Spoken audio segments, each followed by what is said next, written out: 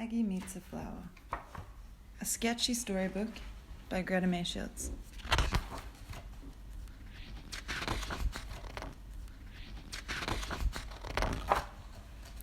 One fine Tuesday, no different to the Tuesday before, Maggie embarked on her morning flight to stretch her wings. She spotted a nice banquet on Rose Street. Scrunch, scrunch. Who's there? The gentlest voice sang out from behind a banana peel, so quiet Maggie almost missed it, and apologized, explaining she was just some rubbish, just a scrunched up piece of paper. Well, I've never met a rubbish before. What do you do round here? Scrunched up paper thought for a moment. Well, I'm Penny, and I suppose I haven't a clue what I do. I only know I'm afraid of the future. Maggie softened her gaze. Oh dear, a lot of us are. You see, Maggie, rubbish is the unwanted waste of the humans' lives, and it heads off in that truck every day. As I watch it drive off, I can't help thinking it's going somewhere I don't belong. I see.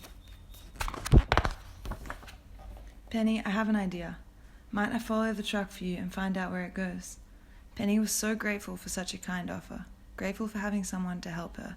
She couldn't help but scrunch with gratitude. Scrunch, scrunch. Oh, thank you, Maggie. So Maggie set off the very next day. She flew above winding roads, buildings and shadows, paddocks and penthouses, out of Nam and into unknown lives. She flew until it became dark. This was not a nice place. The air didn't breeze and the trees had no leaves. No birds sang here. Oh gosh, she whispered to herself.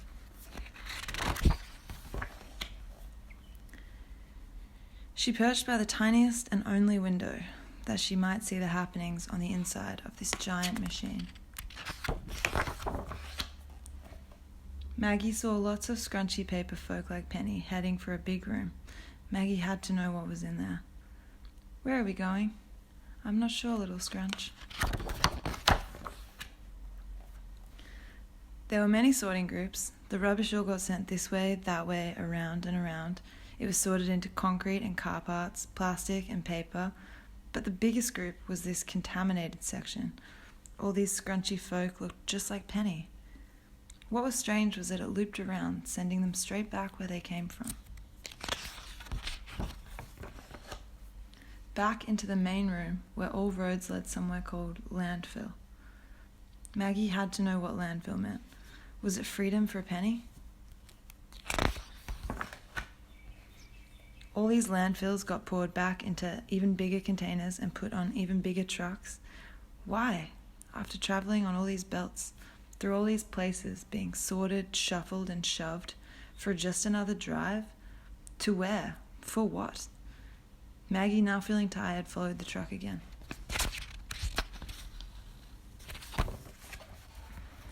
More paddocks, more rubbish, more fuel and houses, and hours and hours.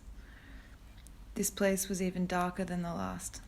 So dark, stars were scared to shine in the sky.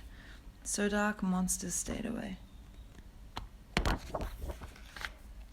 This place, a wound in the earth being filled and covered over and over. This place turned papers like Penny into poison that would live forever in a toxic wasteland and poison the earth and the water. Penny was right. She did not belong here at all. Maggie started her journey home, but overwhelmed with sadness and afraid to tell Penny what she had seen, she perched on a bare branch, hoping a solution might arrive on the breeze or fall from a cloud. Alas, nothing. You look lost, friend, said a little voice. Maggie hadn't noticed, but Roman the Rainbow Bee-Eater had landed next to her and thought he might be able to help.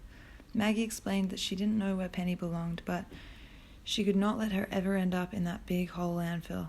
Sensing Maggie's deep concern, Roman promised to help. I'll see if I can find a place. I'm headed to Fiji tonight. I'm sure I'll return with good news. Maggie waved, grateful for the help. As Roman flew over New Caledonia, local birds told him of their human schools, how they were learning to grow food and build a sustainable food system as kids, so they could improve the future. But then they told him how much food packaging ended up in their marine environment. Between 400 and 700 tons a year ended up in rivers and creeks, and eventually the ocean. Suddenly, Roman wondered if he might not find the answers Maggie needed around here. It seemed these humans had the same problems as the ones an ocean away. Upon arriving in Fiji, Roman flew down to Tabanui Island. This island had been home to his family for a long time, and he thought he might receive an epiphany in such a garden of tropical joy. Roman swooped through an orchard of candle nuts where he found a nice long-tailed cuckoo who welcomed him. "Nisa bula vinaka." "Bula," he replied. "Help me, cuckoo. I'm looking for a way to stop human waste poisoning the earth.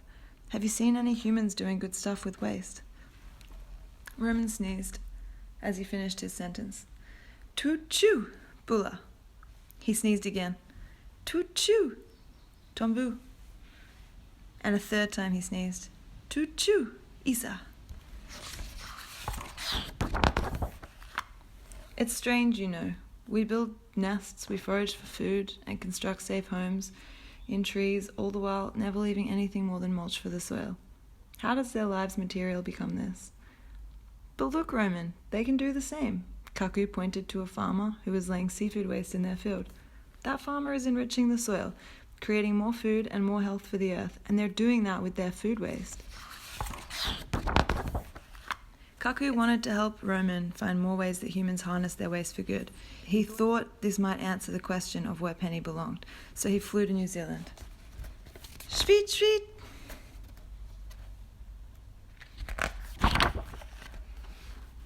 Billy the bar-tailed godwit beckoned from the sky in delight. "Follow me, old friend. I must show you something." Cuckoo took flight, bursting with curiosity. "Look here. In urban Papakura, they have food waste bins that the council collect along with their rubbish and recycling. Humans can put compostable waste like paper into them, so Penny could end up feeding a beautiful garden. If only more places did this. And if instead of these bins being tiny, they were bigger than the regular rubbish bin. Cuckoo, imagine if the compost bin replaced the rubbish bin altogether. Imagine if humans' households had no plastic and most rubbish was compostable. That would be wonderful. Oh, Roman will love this." "Well, Cuckoo, I must be off to Alaska, but I'll tell you what. I'll come back with news and stories. I'll find more ideas. This compost stuff is exciting." Billy watched Cuckoo's face, their shared excitement filling his eyes, and giggled to herself as she glided along the desert of ocean towards Alaska. As Billy flew above North America, she noticed a huge dump in the ocean near California. It all looked like plastic. She gazed off into the distance, noticing that this trash pile was threading through the ocean's circular currents. This trash line in the ocean went forever. A giant plastic gyre. Billy felt like crying. Rolly Roland, a Tasmanian mutton bird, swept up alongside Billy. "What's wrong, mate?" Billy explained that she couldn't worry about this problem below them right now, as she was trying to solve a food waste crisis. "Oh, but Billy, these problems are one and the same. Look down at that plastic poisoning the ocean, and you'll notice most of it is single-use products that were containers for food.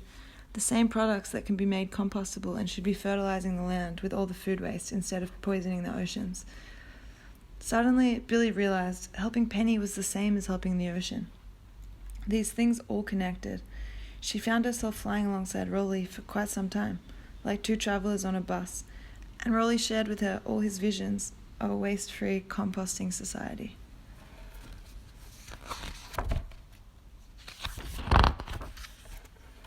After chatting away about it all for hours, he glanced over to Billy, suddenly sad. "But Billy, these wonderful things only seem to succeed in small communities. Like a heart, these systems must breathe in and out, and like a heart they contract and expand, always maintaining their size." A smile crept back onto Rolly's face. "We can't ask them to be bigger, for they are exactly right as they are, but perhaps if we share their stories through other communities, their hearts can all connect and beat to the same music." Rolly pondered out loud. "With only 2 eyes and 1 life, I can only see so much and travel so far. The greatest change is likely to come from many minds and many places." So it seemed the most profound tool was the conversation. The sharing of lives and stories, the sharing of community heartbeats.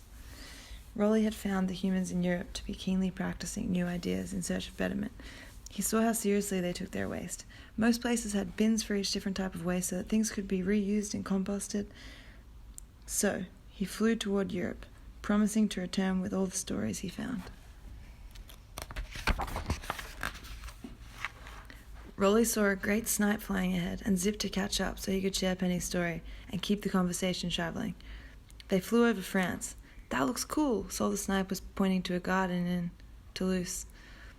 "Look at their public bin system. Composting, educating, community. This is wonderful."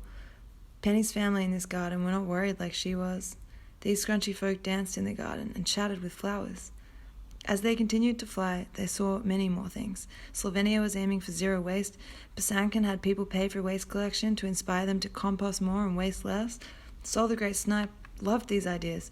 He thought the songs of the songbirds to be the most beautiful when many sing and when many hear.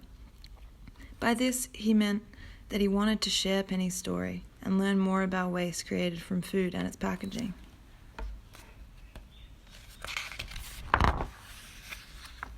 So Sol flew into the sub-Saharan lands of Africa, where he met Yeri, a yellow-billed stork. Yeri was pleased to hear the story of all the birds helping Penny. Yeri had seen some wonderful things in Africa. "But Sol, if it's a human-made problem, we ought to be asking a human for help, right? Surely that's where the change will start.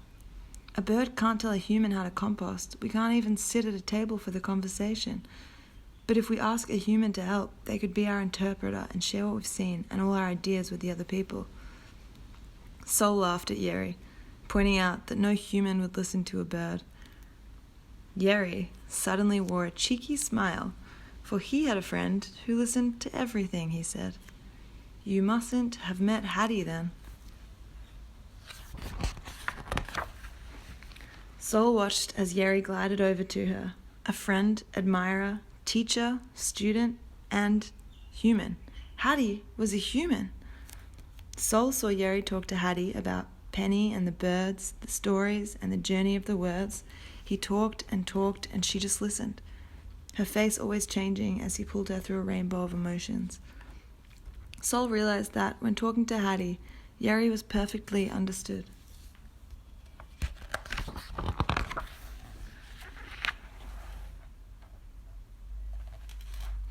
While they were talking, Yeri and Hattie shared a baobab fruit, and as they finished, Hattie softly raked the earth with her fingers, gradually exposing a small hole where she carefully placed the seeds she hadn't eaten. She brushed the earth gently back over the hole like nothing had ever happened. Then she looked up at Yeri, who was waiting for her to speak, and said, "We ate a baobab, and now, instead of rubbish, one day there may be a tree that grows from our meal." Yeri smiled wide.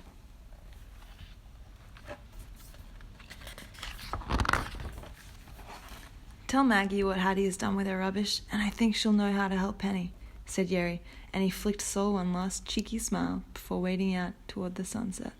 Sol giggled. He suddenly imagined a bright future approaching.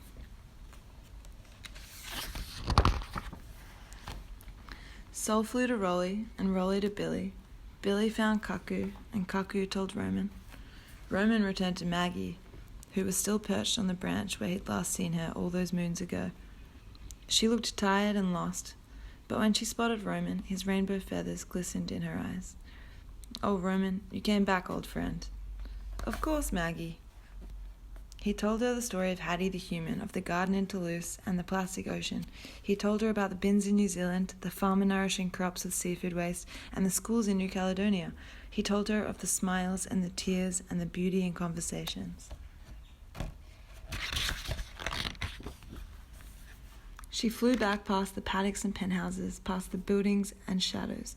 The winding roads that had once tired her were now bright with possibility. For every rubbish bin she saw, she suddenly imagined a big green tree.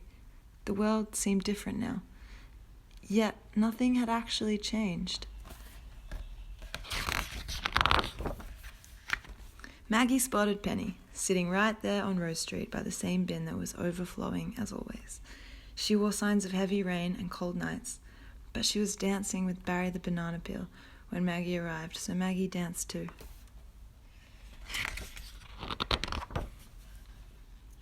She told Penny everything that had happened, barely taking a breath. But when she stopped, she saw Penny was no longer dancing, nor as happy as she'd expected. "Maggie, the stories you told me are wonderful, but how do they help me know where to go?" "Well, Penny, perhaps the joy is that you can belong anywhere. You write your life, and I'll help any way you need. Sometimes the most important thing is taking the time to consider all the possibilities, then gather and build ideas." Penny thought for a moment. "Okay, Maggie, I would ask one more favor of you." Maggie nodded. "Will you fly me somewhere I can dance in the garden like papers do in Europe?" Maggie smiled, suddenly remembering a place that would be perfect. She scooped Penny up in her bill and flew along the Merry Creek to Ceres, a human community hub. Penny loved this place. The other papers were dancing and flowers all smiled. Maggie offered her one last thought before she flew away. She said, "Sometimes it's in our doing nothing that we do the greatest thing of all. So lie down, Penny, rest a while, and enjoy the land. You are safe here, and you belong here. Watch the world, and I'll do the same. Then one day we'll make sure the world is such a place that all papers find where they belong."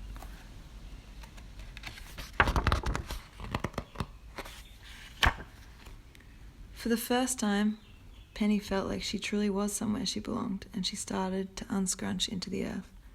Maggie smiled. She suddenly understood that all the while, Penny had been a painted daisy. And so, a daisy sprouted in the earth, connecting Penny to the soil, and she grew into the flower she was all along. Maggie had met a flower.